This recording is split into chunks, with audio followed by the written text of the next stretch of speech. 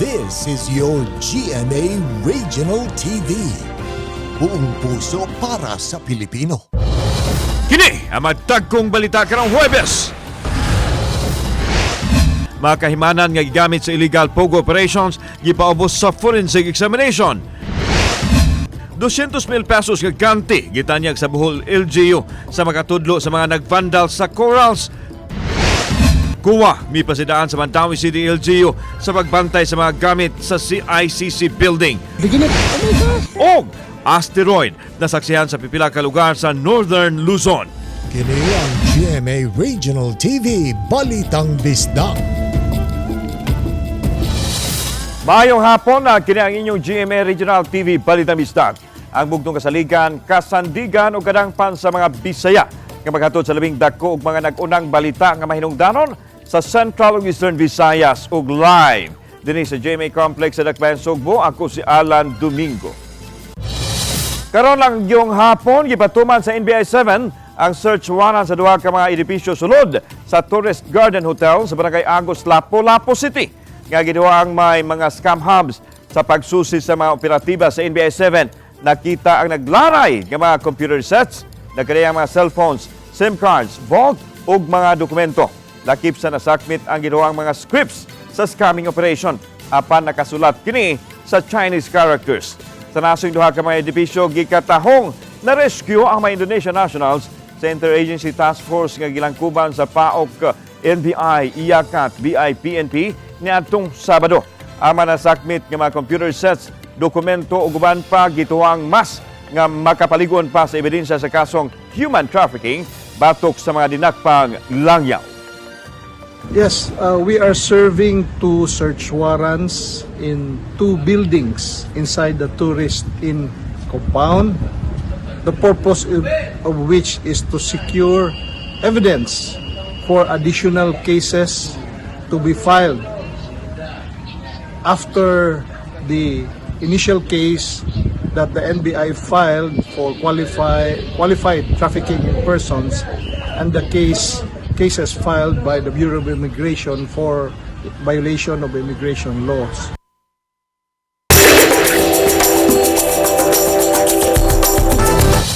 Sa kinang nisuway sa pag-beat the red light ang nakadasmag na hinoon sa gisundan nga motorsiklo ang usa na holicam nga disgrasya sa Talisay City Command Center. Ang detalye sa report ni Femari Dumabok.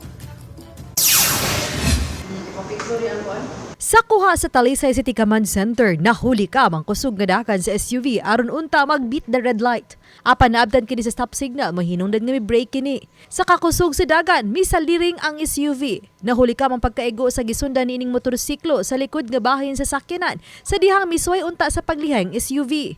Natumba ang motorista.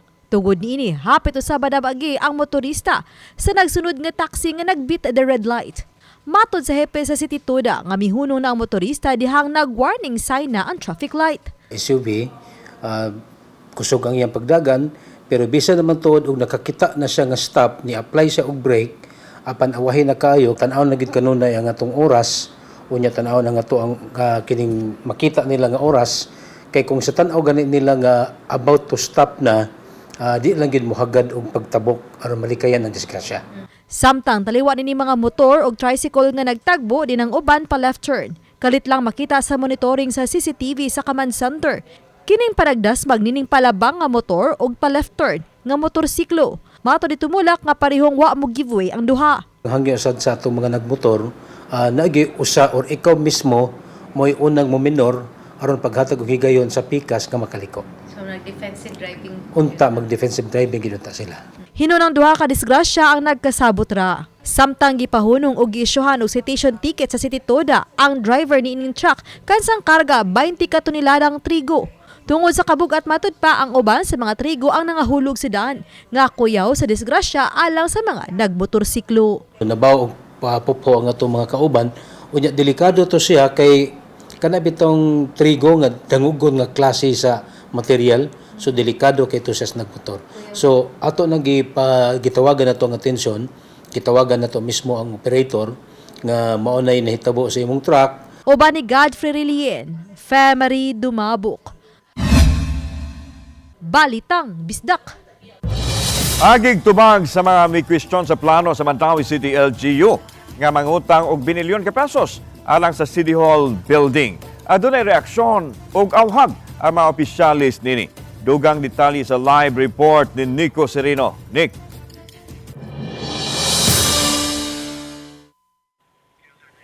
Lando na awhag ang acting mayor sa Dakbayan sa Mandawi ni mga nagpaluyo sa grupo nga nag-awhag nga luwason ang Dakbayan gikan sa mga problema nga natagamtaman karon. Gikan sa Move Mandawi nga tagline sa syudad, Save Mandawi ang gipanawagan ni mga conveners sa bag-ong naumol nga koalisyon. Hugot nilang gisupak ang planong pagloan og 3 billion pesos aron ipondo sa new City Government Center. Kay matud pa, pwede man ang private-public partnership nga way gasto ang syudad, matagad pa kuno ang mga problema karon sama sa baha, edukasyon, healthcare ug uban pa. Agi og reaksyon ang mga city officials nakakwestiyon sa gihimo sa grupo nganong karon lang migawas. Duda nila nga may mga nagpaluyo sa pundok. Asa na magbuot-buot ng mga tawhan na mga kaabigo raman sa nako. Tambag sa acting mayor sa grupo, magtinabangay sila sa city government aron masulbad ang mga problema. Kaya magtinabangay, save ang katong Mandawi. Once usay save na to, mo save ta sa flooding ba nun? Tabangin, save sa flooding. Kami mutabang sa admi, di ba? Di kay mag-preskon lang ta nga sila rin mo save, kami di may ka-save di ay. Huwag doon ay angay save, di ba? Kabahin sa issue sa pondo para sa mga public services, dunay katinawan ang chairperson sa Committee on Finance ni ini. Pasabot niya, wa pasagdi ang mga proyekto ug pagpatuman ni ini bisan pa kun magsugod na og settle ang syudad sa mga balay runon. Tanan services priority sa city. So gitagaan na nato og certain budget gyud. So atong gibalance kay tungod dili taganahan nga naay mabiyaan nga services. So dili na pasabot nga just because naatay government center nga tukuron gibayaan na nato ang atong uban.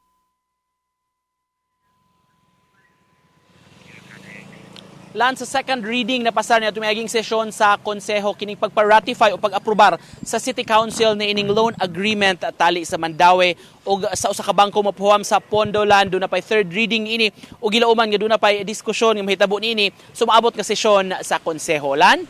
Daghang salamat, Nico Serino. Sa katapusan, mahatagan ang yun og supply sa tubig gikan sa Metro Cebu Water District kun MCWD ang mga mulupyo sa mga bukirang barangay sa Dakbayan, Sugbo. Maabot sa 5,000 ka mga residente gikan sa siyam ka barangay ang unang makagamit sa tubig. Natong Lunes, gipahigayon ang groundbreaking ceremony sa nasing programa sa patubig sa mga opisyal sa MCWD, Cebu City LGU ug mga barangay leaders sa Upland Barangays. Nasayran nga nahunong kaniadto ang pagtrabaho sa proyekto dihang wa hatagi og pagtugot ang pag-count sa yuta kagianan sa mga tubo sa tubig. Ipadayag sa mga opisyal sa Dakbayan ug sa Water Distribution Utility nga dako kaayo kini og tabang sa mga residente nga nagsalig lang sa supply sa tubig sa tubod ug sa kasapaan. Nagpasalamat og dako ang mga mulupyo nga sa katapusan makapahimos na sila sa dugay na nilang gipaabot nga water supply.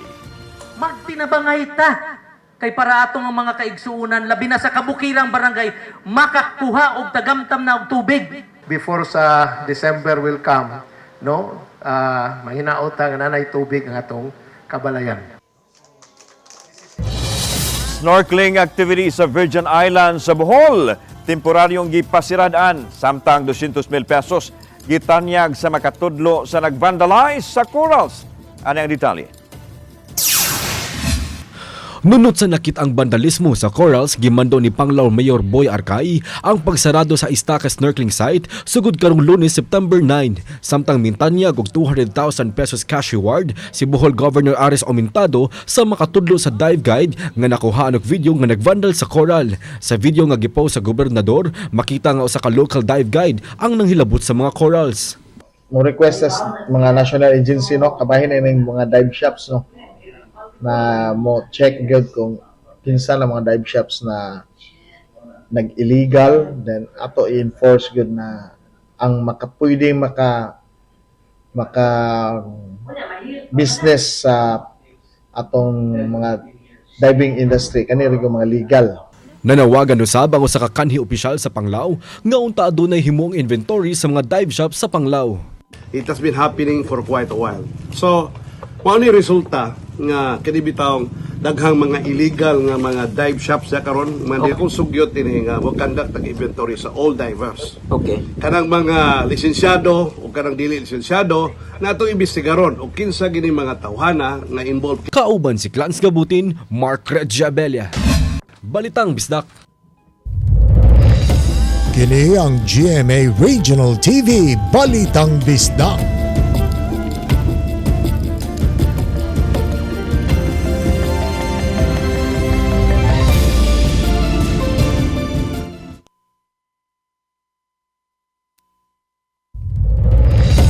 Kini ang GMA Regional TV Balitang Bisdak. Gitawag sa kuwang atensyon sa Mandaue City Government tungod sa nitawong pagpangawat sa mga gamit ug parte mismo sa kanhi Cebu International Convention Center o CICC. Ang detalye sa report ni Nico Serino. Sa miaging simana subay sa Charter Day celebration, gihimo ang groundbreaking sa umaabot nga Mandaue City Government Center. Kay didto sa grounds ipabarog ang bag-ong istruktura, nagsilbing backdrop sa kalihukan ang kanhi Cebu International Convention Center. Gitukod ang CICC alang sa 2006 ASEAN Summit.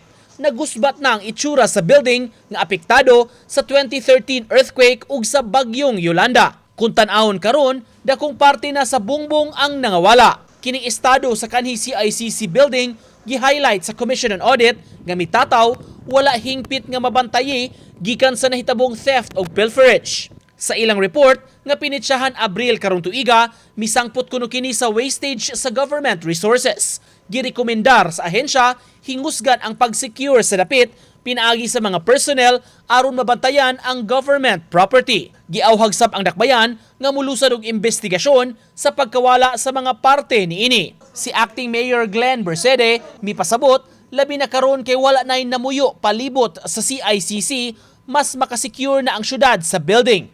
Napabalhin na ang mga nanimuyo kaniadto gikan sa CICC compound. Di nakasuot, naman security nila sa kontraktor. Kay naka-experience naman sila gigipangawat na diya. Yan nanasa sila mga butang diya ang kontraktor. Munang kuha sila gila security. Ang kanhi edipisyo nag-host og mga makasaysayanong kalihukan sa Sugbo kaniadto. Safety na kay ang kontraktor mismo mo sila mo tubag ana diha kay sila may kakonstruksyon. Di na may mapunan pa di na. Sa plano para sa dapit, gawa sa new City Hall building nga circular ang porma, gitinguha sab ang pagpa-renovate sa CICC aron magamit ang parte sa government center ug maka-host og lain-laing aktibidad. Gikinahanglan pahinuon kini nga ma-renovate aron mapahimuslan pagbalik. Uban ni Philip Patricio, Nico Sereno, Balitang Bisdak. Patay ang usa ka mananagat tumaging yung girakrakan ang ilang fishing vessel. Ang insidente na hitabo sa kadagatan sa lungsod sa Madridijos, Northern Cebu niadtong Martes sa buntag. Ang biktima ug ang mga kaubanan taga Negros Oriental luwan sa fishing vessel. Nanagat sila doon sa usa ka islet sakop sa Madridijos ug giingong may mga nakasakay sa laing bangka miduol. Gipahibaw sila nga matud pa kalapasa o nakalapas sa 12-kilometer radius. Wa damhang nga dihang gipaandar na unta ang boat sa boat captain ang ilang bangka. May mga mipauwan og bala kanila. Usa sa mga mananagat na intimano og igo hinungdan sa iyahang kamatayon. Wa mailhi ang identity sa mga suspitsado.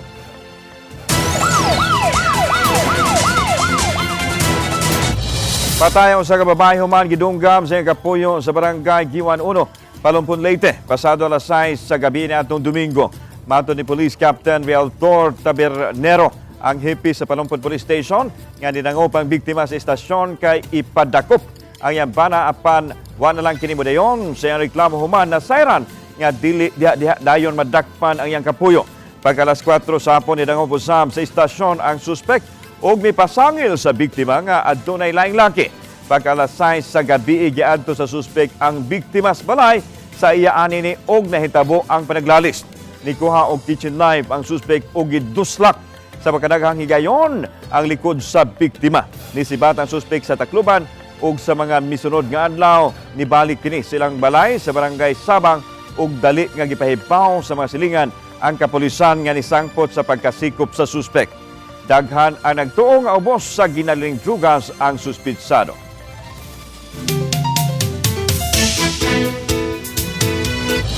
Maabot sa 1,300 ka mga bakanteng posisyon sa trabaho ang gitanyag sa 22 ka mga ahensya sa gamhanan atol sa pagsaulog sa ika-124 anibersaryo sa Civil Service Commission.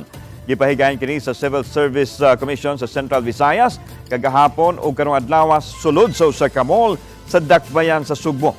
Tumong nini nga mahatagan og kahigayunan ang mga nagtinguhang mo serbisyo sa nakadayang ahensya sa gobyerno. Samtang nagpahigayon usab og susamang job fair ang Civil Service Commission Region 8, di nakatala sila og 225 ka mga job seekers kagahapong adlaw lang. 19 ka mga government agencies sa Eastern Visayas ang misalmo sa job fair, diin adunay 200 ka mga job vacancy. Nagpahigayon tag job fair kay ato manggi sa ulog ang Philippine Civil Service Month anniversary, no? 124 year anniversary sa Philippine Civil Service. Magigisgot tag Philippine Civil Service anniversary ni sa tanan mga empleyado sa gobyerno kay kaming tanan mga civil servants man. Kini ang GMA Regional TV Balitang Bisdak.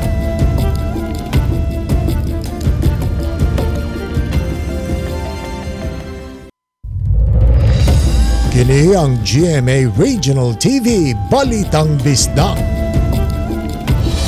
Duha ka motorsiklo na ugdaw sa sunog humaan nagkabangga sa barangay Panga, Inayawa o Bayawan City sa Negros Oriental. Nahitabo ang disgrasya na atong Martes sa buntag, Setyembre 3. Sa investigasyon na sayran nga nagdala og gasolina ang 71 anyos nga driver og 65 anyos nga babae paingon sa ilang umahan. Samtang laing driver nga 45 anyos nga lalaki nagbiyahe sa Picas Lane apan mikalit kini og overtake sa nahaunang motorsiklo. Dinhi na nahitabo ang pagpanagbangga nga misangpot sa pagsilaop sa ilang mga motor nga nakapaso sa mga angkas ug driver. Daling gidala sa mga rescuer ang mga biktima sa Bayawan District Hospital aron matagan og medikal nga pagtagad.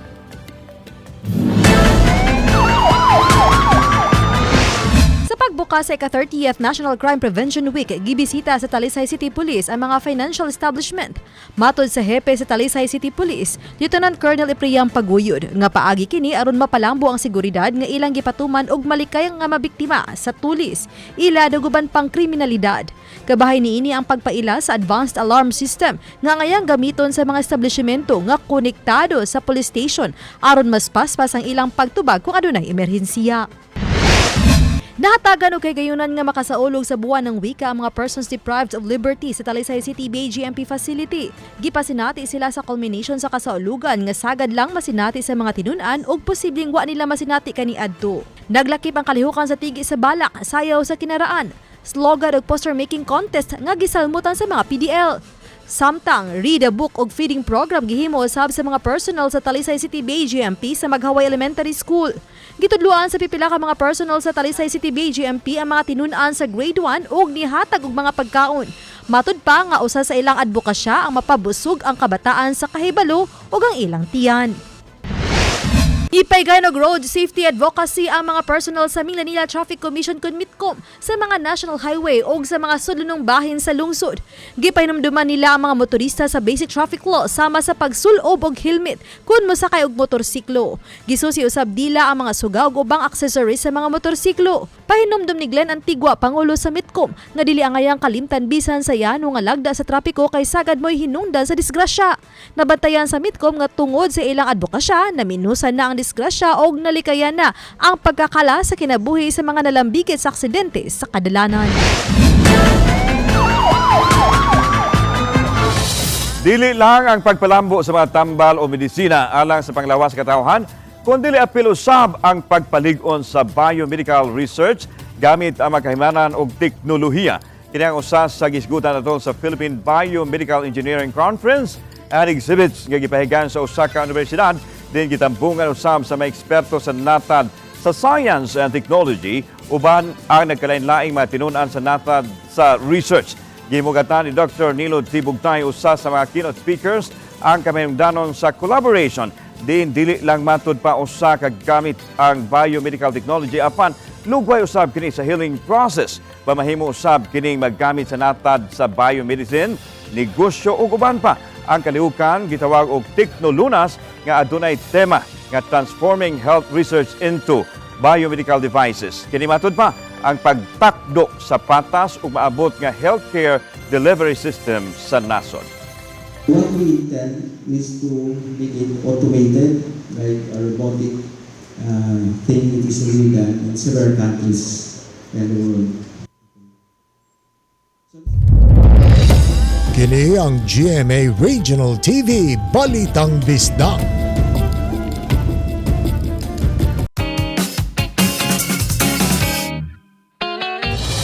Lahi ra gyud kuno ang lami sa pagkaon ug sudan nga niluto sa kahoy o kinaraan kansang pagkaon ang maunuusan nga maoy makapadugang sa kalami. Sama na lang niini mga pagkaong tatak bisdak sa Humba, Lansaw ug uban pa sa usa ka kan-anan sa barangay Mabulo. Tana atong tilawan kini mga pagkauna with anoos flavor. Kining dakong kaldero nga gitak-ang sa sugangan, gilat ang baboy kini nga gisugnuran og kahoy. Matod sa tagiya nga tradisyonal ang pamaagi silang pagluto nga mulanad sa usa ngadto sa 3 ka oras ay malata. Huwag lahi gyud siya luto sir sa kahoy o sa kanang sa stove. Pero huwag lahi gyud siya sa lasa ba sa pag nga timpla or magawas gyud ang murag smoky flavored ba. So magka-add-on siya flavor. Ang iyang anoos. Anoos. Unom ka putahe ang ilahang pagkalutoon matag adlaw nga naglakip sa humbang pata sa baboy nga hilabihan kalata. Aduna usay lansyaw og gitawag nilang soup number 5. Nilat ang baka ug uban pa. Gawa sa timplada ang anoos sa kahoy ang nagdala usab kunog bidas kalami nga gidasunan usab sa mga suki nila. Okay ra, lami lang sir. Humok ra? Humok ra. Ang presyo? Tama-tama ra pod. Okay ra jud sir. Nasa kanya ang presyo okay ra pod. Hindi siya kay mahal. Mosamot pag yun ang gana kun abayan kini og pinong ginamos nga gipus-an og sili og limonsito. Mga unta sa tong humba lata. Bungat-bungan na to ginamos. Paris mo kunang ginamos. Okay? That's mais nga kanon.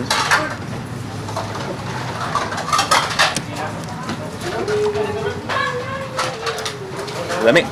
Ngaunta. Lami man tuod ang ginamos, ipare sa humba apan in moderation lang gihapon ang pagkaon ini. Kinsi ka tuig na silang panginabuhian o gibalik-balikan sila mga suki tungod kay barato raw sab ang presyo nga nagikan sa 60 ngadto sa 70 pesos ang matag serving. Ang baboy kay 60, ang baka 70. Ang paklen ako 50, ang lansyo kay 50 gapon. 10 gapon ang mong rice. Masa ka ayaw. Pang masa rin sir, malibre sa may ginamos dire. Simple ra ang ilang kananan nga makarelate ang mayanong tao sa inato nga pamaagi sa pagluto ug ang kalami nini nga murag ana ara usab sa balay. Kauban si Godfrey Liliana ko si Alan Domingo. Balitang Bisdak. Gamay nga asteroid ang misulod sa kawanangan pasado alas 2 sa tungang gabi. Makita ang Taw Fireball sa kalangitan sa Luzon. Ang asteroid nga ginganlan og 2024 RW1 na detect pila lang ka oras sa wa pa kini mosulod sa kalibutan. Matod sa European Space Agency ang naisgutang asteroid nga naa sa usa ka metro ang sukod dili delikado. Kini pa lang ang ikasyam nga asteroid nga nakitaan sa wa pa mahigpit nga mihagpa. Mutimbang sa 37 kilos sa ginawang shabu ang nasakmit sa mga otoridad sa Northern Samar. Pinipinagi sa iniusang operasyon sa kapulisan, PDEA 8 Northern Samar Provincial Office o Seaport Interdiction Unit. Gibanabanang mo balor sa 200 milyones pesos ang nasakmit sa mga otoridad sa usa ka suspect nga si alias Ruel. Matod sa PDEA nga giputos sa Chinese tea bags ang mga illegal nga druga sa suspect. Gingong gituyo sa suspect nga mo biyahe ug sayo aron makalikay sa mga checkpoint apan nasakpan kini sa mga otoridad. Taga Barangay Hubasan, Alin, Northern Samar. Padayon gipangita ang suspect human makaikas kini sa mga otoridad.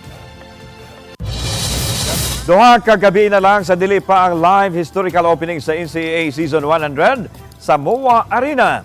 Masaksihan kang kulbahinam nga mahitabo sa GMA lakip na sa Heart of Asia. Anong report?